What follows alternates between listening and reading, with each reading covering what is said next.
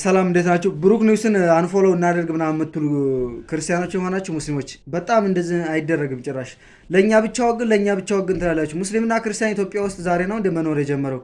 አክሱም ላይ ለሙስሊሞች ሰራ ብላችሁ እንደዚህ የምታደርጉ። አክሱም እኮ የኢትዮጵያ እስልምና ወደ ኢትዮጵያ የገባበት ወይ ነው እንጂ እስልምና የወጣበት አይደለም። እንደዚህ የምታደርጉት አርሲ ላይ እንደዛ ሆነ ብላችሁ ደግሞ አርሲ ላይ ሰርቶ ለክርስቲያኖች ለሙስሊሞች ለእኛ አልሰራም። ለሁለቱም ሰርቷል ልጁ።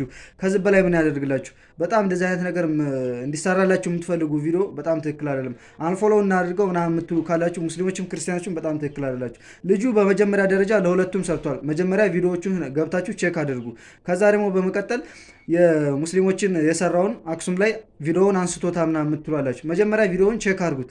እሱ ላይ ጥላቻ ካለባችሁ ደግሞ በግል ራሱን መተቸት ከፈለጋችሁ በሌላ ነገር መተቸት ነው እንጂ እሱ ላይ ብቻ አነጣጥራችሁ በዚህ እንደ ቂምና እንደ በቀል አስመስላችሁ የምታወሩ ቲክቶክ ላይ ጥሩ አይደለም።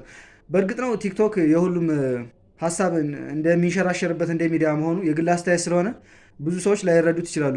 ግን አንዳንዶቻችሁ ዝም ብላችሁ ተከትላችሁ በዚህ መንገድ ይህንን ባታደርጉ ጥሩ ነው እላለሁኝ። አመሰግናለሁ።